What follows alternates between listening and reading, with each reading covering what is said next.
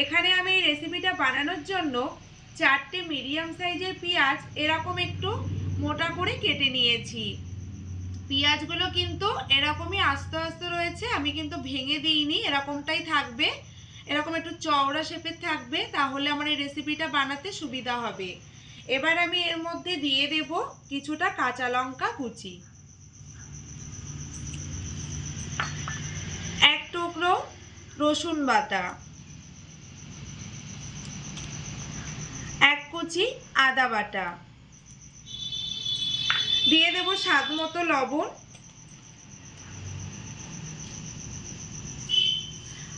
আর খুব অল্প পরিমাণে একটু মরিচ গুঁড়ো দেব।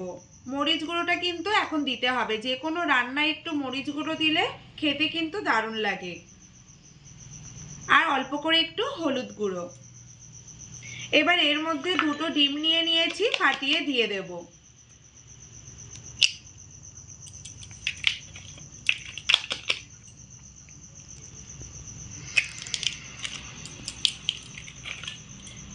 এবার আমি এই সমস্ত উপকরণ একসঙ্গে একটা চামচ দিয়ে খুব ভালো করে মিশিয়ে নেব।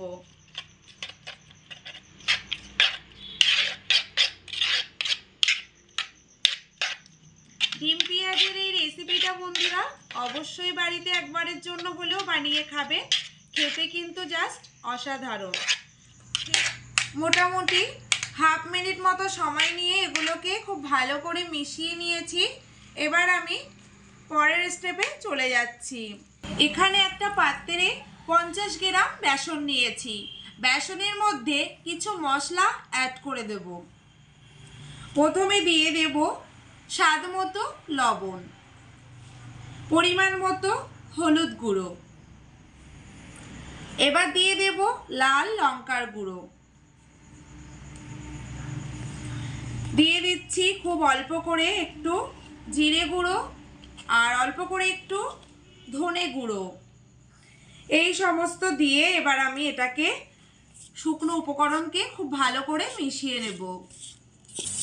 শুকনো উপকরণগুলোকে বেসনের সঙ্গে ভালো করে মেশানো হয়ে গেলে এর মধ্যে অল্প করে একটু জল দিয়ে একটা শুকনো ব্যাটার তৈরি করে নেব। জল কিন্তু বেশি দেওয়া যাবে না, শুকনো একটা ব্যাটার তৈরি করতে হবে। ব্যাটারটাকে একটু হাফ মিনিট মতো ফেটিয়ে নিতে হবে। তো হাফ মিনিট ফাটানো হয়ে গেছে, এবার আমি এর মধ্যে দিয়ে দেব ডিম আর পেঁয়াজের মিশ্রণটা। ডিম আর পেঁয়াজের মিশ্রণটা সম্পূর্ণ এর মধ্যে ঢেলে দিয়ে দিতে হবে।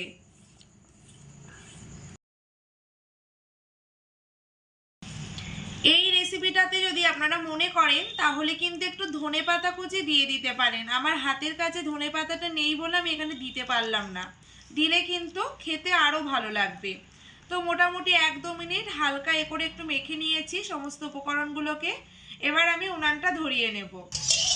উনানটা ধরিয়ে কড়াটা বসিয়ে নিয়ে তেল দিয়ে খুব ভালো করে গরম করে নিয়েছি। এখানে আমি রান্নাটা সর্ষের তেলেই করব। এবার আঁচটাকে মিডিয়ামে করে দিয়েছি। এবার এর থেকে চামচে করে আমি অল্প অল্প করে তেলের মধ্যে ছেড়ে দেব।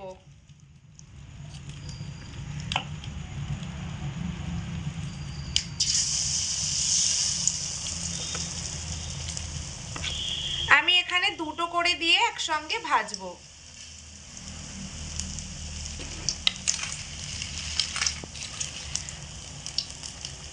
চারি সাইডটা কিন্তু একটু শুকনো শুকনো হয়ে এসছে, দেখে বোঝা যাচ্ছে যে তলার পিঠটা হয়ে গেছে। এবার আমি এটাকে উল্টে দিচ্ছি।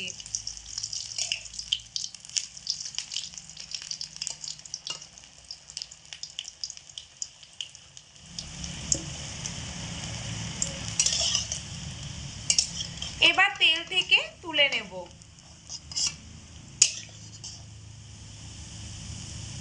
তেল থেকে ছেঁকে তুলে নিচ্ছি।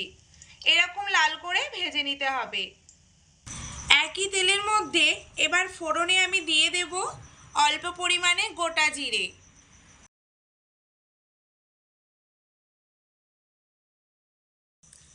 এখানে আমি একটা বড় সাইজের আলু এরকম লম্বা ফালি করে পুরো করে কেটে ধুয়ে রেখেছি, সেটা দিয়ে দেব তেলের মধ্যে।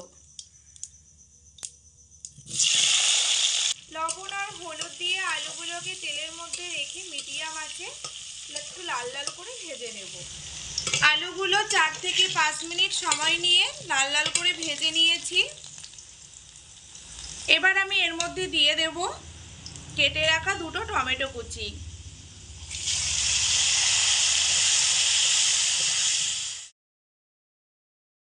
এবার এর মধ্যে হলুদ গুঁড়ো, লাল লঙ্কার গুঁড়ো, জিরে গুঁড়ো আর মরিচ গুঁড়ো দিয়ে দেব। সমস্ত মশলাপাতি দিয়ে খুব অল্প করে একটু জল দিয়ে এটাকে খুব ভালো করে কষিয়ে নেব। গুঁড়ো মশলা দিয়ে সব সময় কিন্তু একটু জল দিয়ে কষালে মশলা কষানোটা ভালো হয়, নইলে কিন্তু গুঁড়ো মশলা পুড়ে যাবে আর রেসিপিটা পুরো খারাপ হয়ে যাবে, খেতে আর ভালো লাগবে না। সব সময় গুঁড়ো মশলা দিয়ে একটু জল দিয়ে কষিয়ে নেবেন।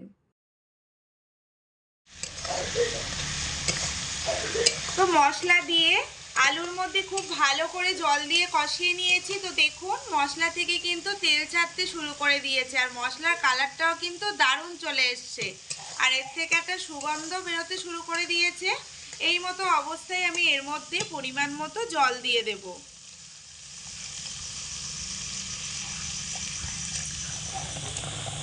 আলুর মধ্যে জল দিয়ে মোটামুটি 2 মিনিট মতো একটু ফুটিয়ে নিয়েছি হাই আঁচে রেখে। এবার আমি এই ডিমের বড়াগুলোকে দিয়ে দেব এর মধ্যে।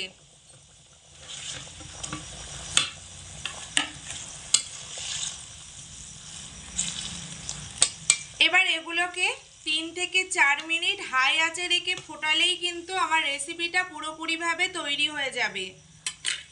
3-4 মিনিট হাই আঁচে রেখে ফুটিয়ে নিয়েছি, ঝোলটাও অনেকটা কমে গেছে আর এটাকে নামানোর পরে ঠান্ডা হলে আর একটু এর মধ্যে ঝোলটা টেনে নেবে, তাই এই রকম ঝোল থাকা অবস্থায় এটাকে নামিয়ে নিতে হবে। তবে নামানোর আগে আর একটা মশলা এখানে অ্যাড করতে হবে, গরম মশলা গুঁড়ো। গরম মশলা গুঁড়ো এখানে অল্প করে দিয়ে দিচ্ছি।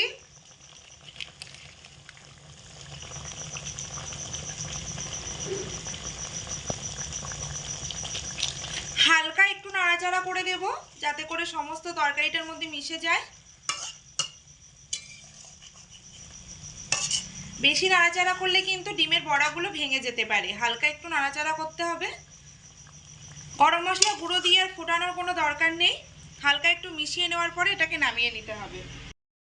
আজকের এই লোভনীয় ডিম আর পেঁয়াজের রেসিপিটা আপনাদের সঙ্গে শেয়ার করলাম। তো কেমন লাগলো বন্ধুরা আজকের এই রেসিপি, তা অবশ্যই কমেন্ট করে জানাবেন, আপনাদের কমেন্টের আশায় আমি থাকবো। তো প্লিজ বন্ধুরা আমার এই চ্যানেলটি যদি আপনাদের ভালো লেগে থাকে তাহলে অবশ্যই চ্যানেলটি সাবস্ক্রাইব করবেন।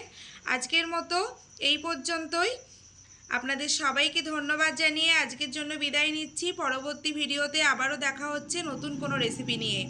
ধন্যবাদ।